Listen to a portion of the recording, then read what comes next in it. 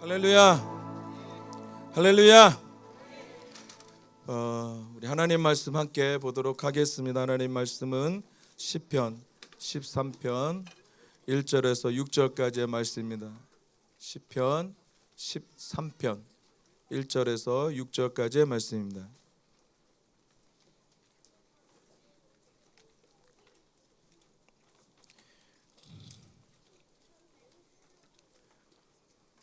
우리 다 찾으셨으면 우리 하나님 말씀 우리 1절부터 6절까지 함께 합독하도록 하겠습니다. 여호와여, 어느 때까지니이까 나를 영원히 잊으시니이까? 주의 얼굴을 나에게서 어느 때까지 숨기시겠나이까? 나의 영혼이 번민하고 종일토록 마음에 근심하기를 어느 때까지 하며 내 원수가 나를 치며 자랑하기를 어느 때까지 하리이까?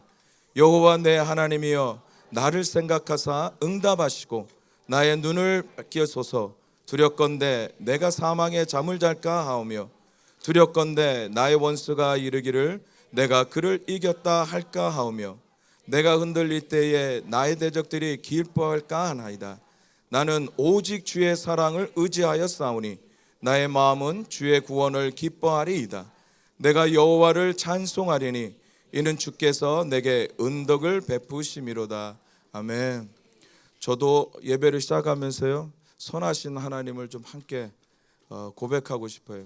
진성 목사님 타이어, 저도 아침에 타이어가 바꾸고 나서 아침에 오다가 임시방편으로 지금 막고 왔는데, 네, 그래도 선하신 하나님을 찬양합니다. 네, 여러분에게는 기다림은 어떤 의미로 다가옵니까? 아니, 여러분들 중에는 지금 어떤 기다림을 기다리고 있습니까? 기다리면은 많은 종류의 기다림이 있겠죠. 흥분이 되는 기다림이 있고, 그 다음에 설레는 기다림도 있을 것이고, 또 반면에 두려워지는 기다림도 있을 것이고, 이 시간이 오지 않기를 기다리는 그런 시간들이 있을 거예요. 세상은요, 참 빠르게 지나가는 것 같아요. 제가 초등학교, 중등, 고등, 대학교, 청년, 이제 성인이 돼서 모든 과정을 보면 이 세상은 멈추지가 않고 시간이 가면 갈수록 진짜 빠르게 발전하는 것을 볼 수 있습니다. 외국 사람들이 한국에 와서 가장 많이 빨리 배우고 이해하는 단어가 빨리빨리예요. 해외를 나가도 동양 사람들 보면은 와서 얘기해요. 빨리빨리? 빨리빨리? 너무 신기한 거죠. 그만큼 사회는 빠른 거를 추구합니다. 옛날에는 실력을 이야기하고 실력 있는 자가 승리한다고 얘기하지만 지금은 얼마만큼 빨리 그거를 해결하느냐, 그 일을 얼마만큼 빨리 완주하느냐, 빠르게 요즘은 승리를 가져다 준다라고 이야기를 합니다. 그러나 빠른 것만은 다 좋은 거는 아닌 것 같습니다. 빠르게 지나가는 이 삶의 모습이 우리의 신앙에도 참 많이 묻어올 때가 있다라는 거예요. 그래서 옛날에 제가 대학교 때 많이 들었던 단어 중에 하나가 밴딩 머신 크리스찬.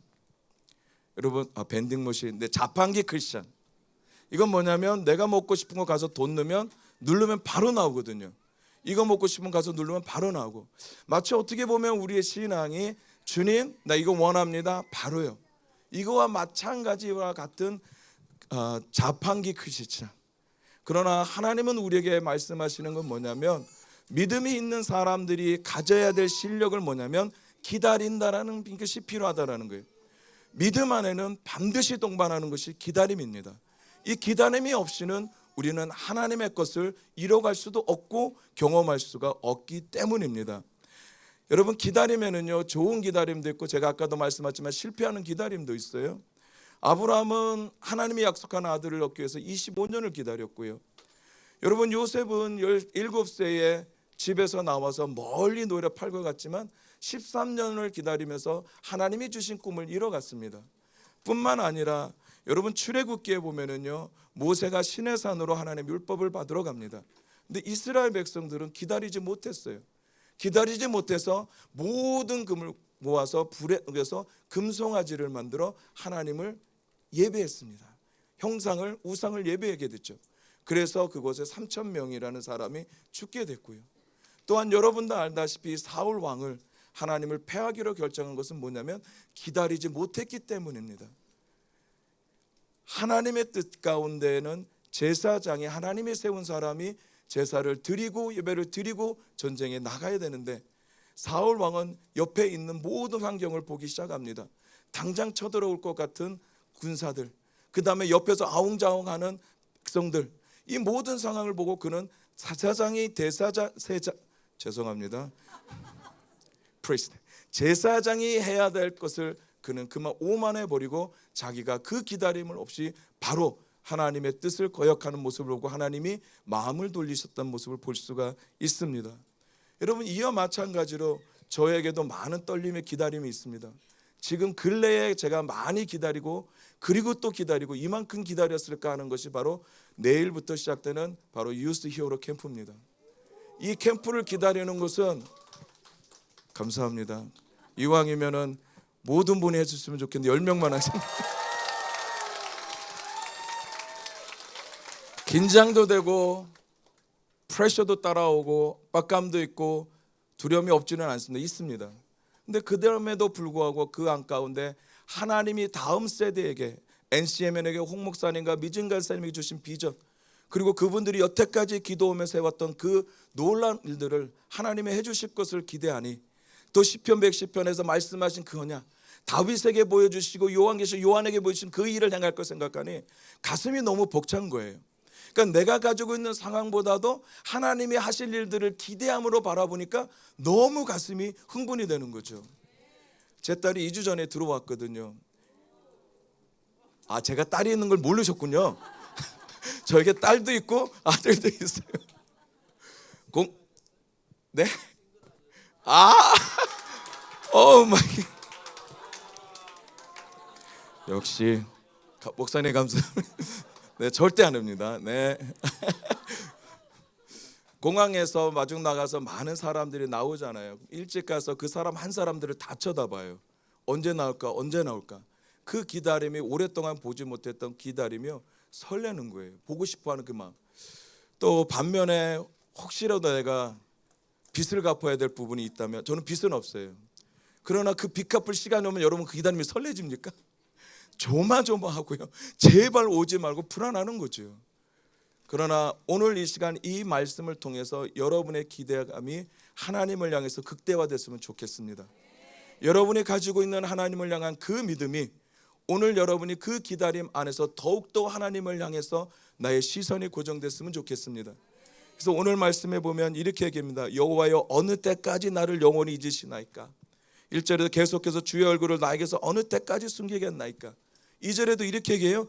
나의 영혼이 번민하고 종일토록 마음에 근심하기를 어느 때까지 하며 내 원수가 나를 치며 자랑하기를 어느 때까지 하리까? 1절, 2절 두 구절의 말씀이지만 어느 때까지니까 어느 때까지인 것을 반복적으로 4번을 얘기하고 있다는 거예요. 그러면 이 말은 다시 말해서 말씀드리고 싶은 부분은 지금 다윗은요, 하나님을 향해서 기다림이 너무 갈급한 거예요. 근데 너무 기다리다 보니까 지쳐 있는 거죠. 인치쯤 되면 해결될 것 같은데, 이제쯤 되면 풀어질 것 같은데, 이제쯤 되면 내가 조금 돌파할 수 있을 것 같은데, 이제쯤 되면 원수의 공격으로부터 내가 자유해질 수 있는데, 하나님 언제까지입니까? 아직도 내가 이 생활을 하고 있어야 됩니까? 하나님, 내가 아직도 피해 다녀야 되겠습니까? 하나님 언제입니까? 라는 고백을 지금 드리고 있다는 거예요. 여러분 가운데도 아마 이 고백이 지금도 들려주시는 분도 계실 거예요. 하나님 언제쯤입니까 우리 아들? 하나님 언제쯤입니까 우리 남편? 하나님 언제쯤입니까 우리 아내? 하나님 언제쯤입니까 우리 가정? 하나님 언제쯤입니까 우리 경제? 하나님 언제쯤입니까 내 사업? 하나님 언제쯤 풀어질 수 있겠습니까? 하나님 언제 응답이 오시겠습니까? 하나님 언제쯤 이게 해결될 수 있을까요? 하나님 언제쯤이면 내 마음이 자유스러워질 수 있을까요? 하나님 언제쯤이면? 이런 고백을 드리시는 분들이 아마 계실 수도 있을 것입니다. 다윗의 고백은요, 우리에게도 너무 친근하게 다가옵니다. 공감이 있는 외침일 것 같아요. 언제까지 하나님 나를 잊으시겠습니까? 어느 때까지 나에게 얼굴을 숨기겠습니까? 어느 때까지 내가 괴로워해야 합니까? 어느 때까지 내 원수가 나를 괴롭게 하기를 그냥 두시겠습니까? 언제까지 이렇게 아파야 합니까? 언제까지 제가 이렇게 힘들어야 됩니까? 하나님, 나는 언제까지 이렇게 아파야 되죠? 하나님 언제쯤이면 내 병은 다 나을 수 있을까요? 하나님, 내가 이렇게 기도하고 있는데요, 내가 하나님 이렇게 하나님을 의지하고 있는데요, 나의 믿음이 오늘도 하나님 말씀을 붙잡고 있는데 하나님 언제쯤이면 여러분은 어떻습니까? 언제쯤일 것 같습니까? 여러분이 하나님을 의지하고 믿음을 바라보고 계시는 그 시간이 언제쯤이기를 갈망하십니까? 오늘 그 기대감을요, 온전히 하나님 앞에 의탁하십시오. 그러면 여러분의 기대감이 극대화가 될 것입니다. 사랑하는 여인에게 갑자기 연락이 끊어집니다. 여러분 어떻습니까? 처음에는요, 무슨 일 있지? 왜 그러지? 고민을 하기 시작하고요, 걱정을 하기 시작해요. 그래서 문자를 계속 보냅니다. 그러나 문자를 씹어버립니다. 요즘 제가 다음 세대 사역을 하다 보니까 이게 이 언어적인 게 이렇게 좀 바뀌어지고 있어요. 네, 그냥 답장이 없어요. 그러면 처음에는 걱정이 되고 근심이 되고 무슨 일일까, 왜 그럴까라는 생각이 들지만 계속해서 그 일이 어떻게 해요? 답장이 오지 않으면 그때는 생각이 바뀌어지는 거죠. 나를 외면하는구나, 나를 내가 차였구나, 나를 싫어하는구나, 이렇게 바뀌어지게 되는 거라는 거죠. 여러분, 답답하다, 일이 풀리지 않고 있을 때 우리는 참 많이 힘들어요. 하나님께서 다윗을 잊으신 것 같거든요. 오늘 1절 2절의 고백의 말씀을 들어보면 하나님 언제까지, 왜 주님 얼굴을 나에게 숨기십니까? 내가 얼마나 하나님 사랑하는지 하나님 알고 계시지 않습니까? 내가 얼마나 이 순간 이 많은 사람들의 원수의 공격에서도, 내가 도망쳐 다니면서도 내가 당신만을 의지하고 그 어느 곳에 가서도 내가 당신만을 예배하는 자로 지금 서 있는 나를 하나님 왜 내게 이렇게 숨기십니까? 왜 하나님 아무 말씀도 안 하십니까? 마치 하나님이 침묵하고 계시는 것 같아요. 그의 고통 또한 여러 날 동안 계속되다 보니 그 마음이 어떻겠습니까? 그래서 다윗은요, 언제까지입니까? 계속 반복하면서 호소하고 있는 것을 볼 수 있습니다. 마치 기다림은요, 다윗에게 일상생활과도 같습니다. 왜냐하면 주님이 우리와 함께 계시지 않는다면, 다윗과 함께 계시지 않는다면 다윗은 하나님을 기다리지 않았을 것입니다. 그래서 하나님을 기다린다라는 것은요, 하나님의 그 기다림 뒤에서 일하심을 우리가 뭐예요? 기다리는 거예요. 그 기다림 뒤에서 하나님은 일하시고 계시다는 거예요. 내가 기다림이 고통이 아니고, 나의 기다림이 뭐예요? 외로움이 아니고, 나의 기다림이 슬픔이 아닌 것은 그 기다림 가운데서도 하나님이 일하고 계시기 때문에, 하나님이 살아계시기 때문에 우리는 기대감이 있는 거고 소망이 있는 거라는 거예요. 저는요, 여태까지 제가 가장 많이 기다린 거, 아직까지도 제가 평생을 예수 믿으면서 한 30년을 제가 기다린 게 있습니다. 아직도 해결이 안 났어요. 풀어지지 않고. 근데 앞으로도 저는 소망을 잃지 않고 기다릴 거예요. 그게 뭘까요? 예수님 오시는 거. 이거 언제 올지 모르시는 분이잖아요. 근데 저는 그분이 기다려져요. 제가 보지도 못했습니다. 그리고 언제 오신다는 말씀도 없어요. 그냥 오신다고만 말씀하셨거든요. 근데 저는 그 주님이 기다려지는 거예요. 근데 그 기다림이 설렘이에요. 흥분이에요. 언제 올지 모른다는 내 안에 강함이 생기는 거죠. 마찬가지라는 것입니다. 우리가 기다린다라는 거, 믿음이 있는 사람들의 기다림은요, 그 기다림 뒤에 하나님의 일하심을 더욱더 우리들이 어떻게 바라고 소망하는 거예요. 하나님이 살아계시기 때문에 우리는 기다리는 거예요. 하나님이 살아계신 것을 우리가 모른다면 우리는 기다림이 필요가 없겠지요. 하나님은요, 우리에게 이 기다림을 통해서 가르쳐주고 싶은 것이 있어요. 첫 번째, 그게 뭐냐면 기다리면은요, 우리의 겸손을 배우게 하십니다. 우리가 원하는 것을 우리가 원할 때 얻을 수 있다면 우리는 기다림이 필요 없겠지요. 그러나 우리의 뜻대로 되지 않기 때문에 우리는 기다리는 거예요. 하나님이 이루어 주셔야 되기 때문에, 하나님의 시간에 하나님의 때에 그분이 할 수 있기 때문에 우리는 더욱더 기다리는 거예요. 내가 할 수 있으면 뭐 기다림이 필요하겠어요? 그냥 하면 되니까요. 겸손은요, 우리가 우리를 주관할 수 없다라는 것을 우리가 깨달을 때, 인식할 때 우리 가운데 배워지는 훈련이 바로 겸손입니다. 기다림은요, 마치 우리의 모든 중심적인 삶을 벗어버리는 거예요. 그분의 시간에, 그분의 때에 맞춰가는 것이 바로 기다림입니다. 그래서 기다림을 통해서 하나님이 우리에게 가르쳐주고 싶고, 우리가 더욱더 배워야 되고 우리가 더욱더 품어야 되는 건 바로 겸손한 삶이라는 것입니다. 왜냐하면 우리 삶의 모든 삶의 주관자는 하나님이시기 때문입니다. 마찬가지죠.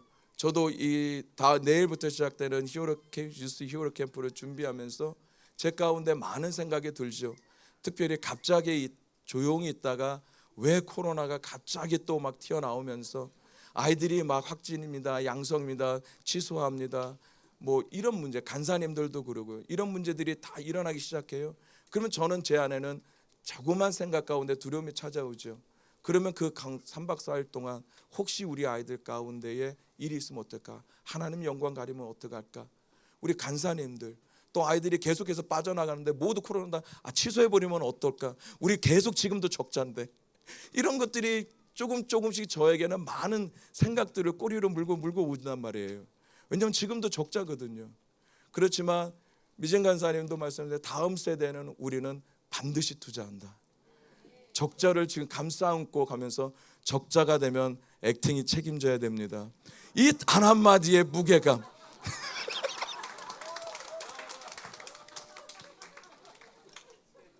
그만큼 기도하라는 거죠. 저보고 제가 할 수 있는 영역이 갑자기 사라지기 시작하는 거죠. 그러면 저는 주님 앞에 할 수 있는 게 뭐가 있을까요? 아버지께서만이 하실 수밖에 없네요. 주님께서만이 주관하셔야겠네요. 주님께서 거기에 보호막 쳐주셔야겠네요. 주님의 날개로 품어주셔야겠네요. 예수의 보혈을 덮여주셔야겠네요. 그러면 저는 더욱더 그분 앞에 겸손히 낮아질 수밖에 없다라는 거예요. 그러니까 기다림이라는 거는요, 주님이 우리에게 겸손한 삶으로 초청하는 거예요. 내가 할 수 있는 것이 아니라 아버지께서 하신다라는 거죠. 아버지께서 이루어주시고 아버지께서 풀어가지고 아버지께서 돌파하게 하고 아버지께서 뭐에 응답 주셔서 그분만이 영광 받으시기를 원하신다라는 것입니다. 힘들 때, 안 될 때, 어려울 때 하나님의 뜻을 살피며 기다릴 줄 아는 사람이 믿음의 사람입니다. 그 사람은 겸손한 사람이고요. 두 번째는요, 그러다 보니까 기다림이 성숙해지면 그만큼 우리의 믿음도 성숙해집니다. 믿음의 모든 사람들, 성경에 나오는 사람들은요, 기다림의 대가입니다. 기다릴 줄 아는 사람들이었습니다. 그래서 믿음은 우리에게 기다림의 능력을 주기도 합니다.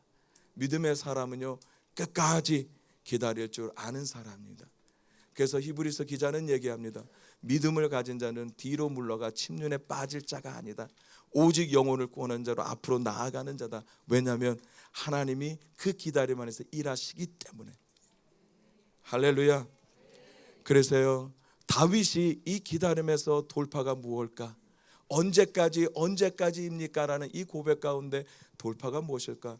다윗은요, 기도로 그 기다림을 돌파하기로 선택했습니다. 말씀 보기 3절입니다. 여호와 내 하나님이여 나를 생각하사 응답하시고 나의 눈을 밝히소서. 두렵건대 내가 사망에 잠을 잘까 하오며. 다윗이요, 이 기다림을 돌파할 것을 선택한 것은 뭐냐면 기도입니다. 이렇게 얘기합니다. 나를 생각하사 응답하소서. 여러분, 이 생각하라는 단어의 원어적인 해석은요, 바로 이렇게 얘기합니다. 본다, 주목하다. 이 말은 다시 말씀드려, 하나님 지금 제 상황을 보고 계시지 않습니까? 하나님 지금 저의 모든 모습을 하나님 주목하고 계시지 않습니까? 그 하나님께 제가 기도로 나아갑니다. 그 하나님을 더욱더 제가 의지합니다. 지금 나에게 있는 하나님이 나에게 얼굴을 돌리신다고 할지라도, 언제 이 일이 풀어진다고 할지라도, 언제 이 일이 해결된다고 할지라도, 언제 이 문제가 하나님 풀어질지 모르지만 그럼에도 불구하고 제가 이 시간 주목하고 계시는 하나님께 제가 나아갑니다. 응답하소서. 이렇게 얘기를 하고 있거든요. 하나님께서요, 아브람을 생각하셔서요, 롯을 소돔에서 건져주셨거든요. 하나님께서요, 한나를 생각하셔서 사무엘 선지자를 잉태하게 하셨거든요. 생각하다, 주목하고 바라보고 계시는 그 하나님은 반드시 우리에게 응답하신다라는 거예요. 그래서 다윗은요, 이 기다림을 통해서 고통과 아픔과 슬픔과 번민과 외로움의 이 기다림을 통해서 다윗이 잡은 돌파의 선택은 기도였었습니다. 우리가 기도할 때 더욱더 우리는 하나님의 빛을 보게 됩니다. 우리가 기도할 때 우리의 모든 심령은 하나님의 성령이 붙들어 주십니다. 그럴 때 우리 삶 가운데에 돌파가 일어나기 때문입니다. 낭망하기 쉬운 고난의 현실 속에서 하나님을 바라볼 수 있게 해달라는 거, 그리고 내가 바르게 깨달을 수 있게 해달라는 거, 그리고 바르게 판단하게 해달릴 수 있다라는 거, 그것이 바로 기도에서 이루어지고 있거든요. 왜냐하면 3절 후반절에 이렇게 얘기합니다. 나의 눈을 밝혀주소서. 왜 눈을 밝혀달라고 얘기할까요? 기도를 하면서. 여러분도 알다시피 우리가 두 주인을 섬길 수 없다라는 이야기를 할 때, 여러분 예수님이 성경에서 누가를 통해서 어떤 예를 들었냐면 눈에 대해서 얘기했거든요. 눈이 성하면 몸이 성하다.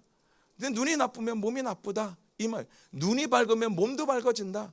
아니 왜 두 주인을 섬길 수 없는 이야기에 눈 이야기를 하고 있다라는 거예요. 그럼 눈과 몸은 뭐예요? 연결이 돼 있다라는 거예요. 다시 말씀드려요. If your eyes is out of focus, 여러분의 눈이 만약에 초점이 흐려지면 우리는 사물을 똑바로 볼 수 없다라는 거예요. 눈이 밝을 때, 눈이 초점이 맞춰질 때 우리는 주인을 똑바로 볼 수 있다라는 거예요. 이 얘기를 하는 거예요. 하나님, 내가 지금 이런 어려운 가운데 있거든요. 하나님, 제가 지금 외로운 가운데 있거든요. 하나님, 제가 고통 가운데 있으니까요. 그렇지만 제가 나를 주목하고 나를 바라보시는 하나님께 제가 고정합니다. 그리고 기도합니다. 하나님, 나의 눈을 밝혀주시옵소서. 제가 똑바로 보고 싶습니다. 이 환경 가운데 계신 하나님, 제가 바로 보고 싶습니다. 나를 주목하고 계신 하나님, 제가 바로 보고 싶습니다. 나를 붙들어 돌파하고 계신 하나님, 제가 바로 보고 싶습니다. 제가 흔들리지 않고 싶습니다. 상황의 환경에 제 눈을 뺏기는 것이 아니라, 저의 초점이 흐려지는 것이 아니라 당신을 제가 똑바로 보고 싶습니다. 왜냐하면 나의 주인은 하나님 한 분이시기 때문에. 그래서 다윗이 이 고백을 드리고 있는 것입니다. 그래서 다윗이요, 이렇게 하나님께 기도하는 목적이 딱 두 가지예요. 이렇게 얘기합니다. 3절 후반절에 내가 사망에 잠을 잘까 하오며, 4절에 이렇게 얘기합니다. 나의 원수가 이르기를 내가 그를 이겼다 할까 하오며, 내가 흔들릴 때에 나의 대적들이 기뻐할까 하나이다. 결국은 내가 영적으로 하나님 잠들지 않게 해주십시오. 영적인 죽음을 하나님 맡기 싫지 않습니다. 이 어려움, 그 어려움도 하나님 저를 해할 수 없습니다. 그 어떤 상황과 환경과 그 어떤 사람도 저를 하나님의 사랑에서 끊을 수가 없습니다. 하나님, 나의 눈을 밝히신 하나님, 더욱더 대장 되신 예수를 보게 하시고 당신을 따라가게 하여 주시옵소서. 원수가 나를 비웃지 않게 하여 주시옵소서. 나는 하나님의 사람입니다. 이 땅 가운데 하나님의 뜻을 이뤄갈 사람입니다. 이 땅 가운데 하나님의 나라를 확정할 사람입니다. 제가 하나님의 원수의 리객감이 되지 않게 하여 주시옵소서. 이 갈망함이에요. 내가 그 어떤 원수에 기뻐하는 것, 내 마음이 흔들리지 않게, 이런 갈망함이 하나님께로 고정이 돼 있다라는 것입니다. 그럴 때 하나님은요, 그 기대감 가운데서 다윗에게 놀라운 뭐예요? 회복과 뿐만 아니라 반전을 일으키셨습니다.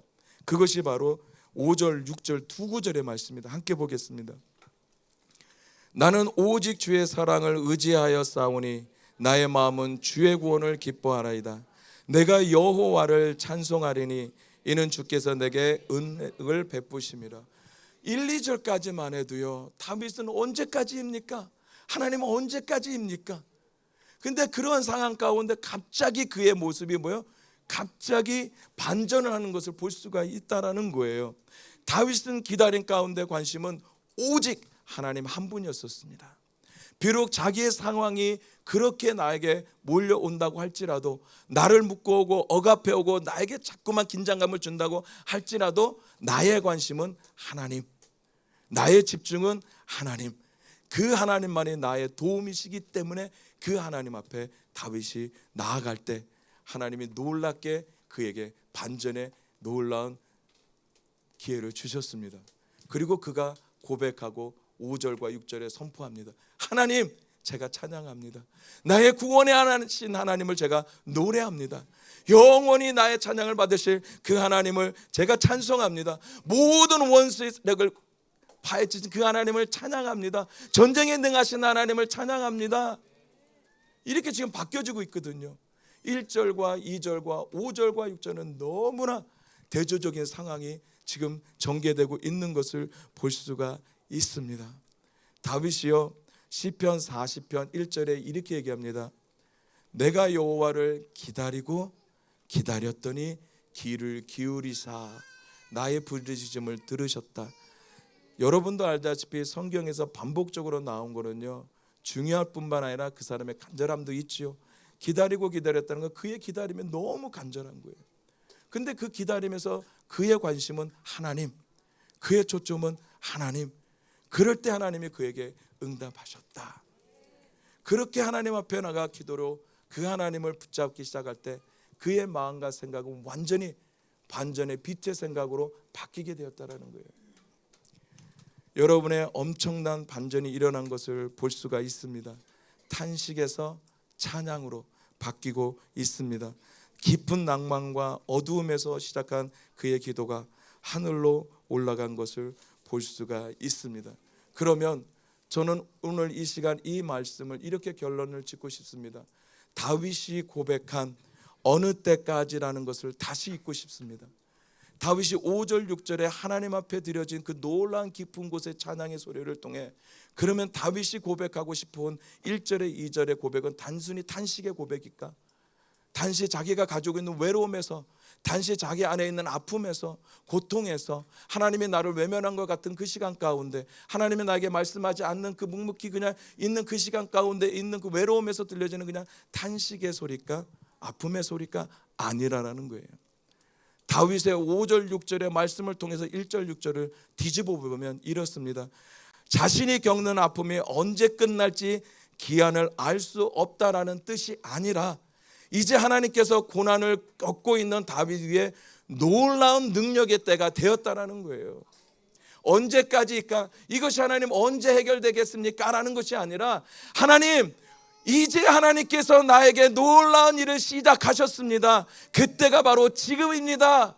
그 일을 행해 주시옵소서. 이렇게 다윗이 고백하고 있다는 거예요. 하나님 나를 영원히 잊으셨습니다. 언제까지 잊겠습니까? 다윗이요 잊었다라는 표현에서 영원히 하고 있거든요. 그러면 그 마음에서 영원이라는 것은 진짜 하나님이 잊었다라는 생각까지 들은 그런 감정이거든요. 언제 하나님 돌아올지 모르는, 기대감이 없는.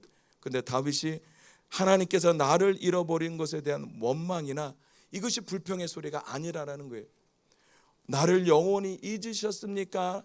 그게 언제까지 하실 겁니까? 이 고백은요, 이제 하나님께서 다윗을 기억하고 하나님의 손길이 다시 다윗을 붙잡아 주셨다라는 것에 대한 외침이었다라는 거예요. 하나님 이제 때가 됩니다. 하나님 지금입니다. 지금 이 순간 당신의 나의 손을 붙잡아 주셨습니다. 그래서 하나님께서 나를 일으켜 주셨고요, 하나님께서 그래서 나를 돌파하게 하실 것입니다. 이 모든 환경과 모든 어려움을 하나님께서는 나를 붙잡아 주셔서 마치 사슴이 높은 곳을 뛰어나올 것 같이 저를 높게 뛰게 하실 것입니다. 주의 얼굴을 나에게 어느 때까지 숨기겠습니까? 이 말은요, 하나님을 외면해서 드리는 고백이 아닙니다. 이 고백을 다윗이 5절 6절에 하나님을 찬양하는 모습으로 다시 변화시키면 이렇습니다. 이제 다시 하나님의 손에 제가 사로잡게 되었습니다. 그래서 저는 돌파할 수 있습니다. 그래서 저는 기다릴 수 있습니다. 그래서 저는 오늘도 그 하나님 안에서 더욱더 제가 소망을 가지고 나갑니다. 그 뜻을 제가 갈망합니다. 그래서 어느 때까지라는 말은 단순히 고통과 순환에 대한 탄식이 아닙니다. 하나님과 자기를 가로막고 있는 장벽에 대한 불평과 원망도 아닙니다. 하나님이 자신이 겪고 있는 모든 고통과 역경을 물리치시고 하나님과 자기 사이에 가로막고 있는 그 어떠한 벽이 있을지라도 그것을 다 부서뜨린다는 확고한 믿음의 고백이 바로 1절과 2절의 고백입니다. 할렐루야. 여러분에게 도전하고 싶습니다. 여러분은 오늘도 언제까지입니까? 이것이 여러분의 탄식의 소리가 되겠습니까? 하나님은 언제까지입니까? 이것이 여러분의 원망과 불평의 소리가 되겠습니까? 아니면 하나님은 언제까지입니까? 이 고백이 다윗의 고백처럼 지금 하나님이 때입니다. 지금이 하나님이 일하실 때입니다. 지금이 하나님이 내 손을 붙잡아 주셨습니다. 지금 하나님 나를 일으켜 주셨습니다. 지금 하나님이 응답하셨습니다. 지금 하나님이 나를 바라보고 계시고 주목하고 계십니다. 이렇게 어느 때까지입니다라는 고백을 드리시겠습니까? 감사함으로 기다립시다. 홍 목사님께서 지난주에 저희들에게 말씀을 나눠주시, 감사는 하나님의 능력입니다. 무언가 간절히 바라며 기다릴 수 있다는 것은 감사인 것 같아요. 왜냐하면 하나님이 살아계시기 때문에. 그리고 반드시 그렇게 일하시고 응답하시길 것이기 때문에, 그래서 이미 나에게 주어지신 것에 감사하고 주실 것에 주어서 감사하는 마음으로 우리 기다리면 좋을 것 같습니다. 그리고 끝까지 기다립시다. 하나님이 놓치지 않는 한 절대로, 여러분이 놓지 않는 이상 하나님 절대로 우리를 놓지 않습니다. 그 하나님은 반드시 여러분의 믿음에 응답하실 것입니다. 여러분, 함께 이 시간에 좀 기도하고 싶습니다. 회당장 야이로가 딸이 있습니다. 12살 딸입니다. 그 딸이 병에 걸려서 죽어가고 있었습니다. 그때 예수님께 찾아왔거든요. 예수님, 우리 딸을 고쳐주시옵소서. 그래서 예수님이 회당장 야이로와 집으로 향하고 있습니다. 그런데요, 바로 집으로 가지 않고 그 가는 중 가운데에 혈우병 걸린 여인을 고쳐줍니다. 그래서 저는 이 말씀을 보면서 너무 안타까운 거예요. 아니, 예수님 고쳐주러 가면 바로 가셔야죠. 왜 거기서 그런 시간을 들이십니까? 지금 죽어가고 있다니까요. 내 딸이 죽어가고 있어요. 지금 언제 죽을 줄도 몰라요. 그 놀라운 시간을 지금 빼앗기는 그 순간에 회당장 집에서 하인이 옵니다. 그러면서 이렇게 얘기합니다. 당신의 딸이 죽었습니다. 더 이상 예수님을 귀찮게 하지 마십시오. 그때 예수님이 들으셨거든요. 그러면서 이렇게 얘기해요.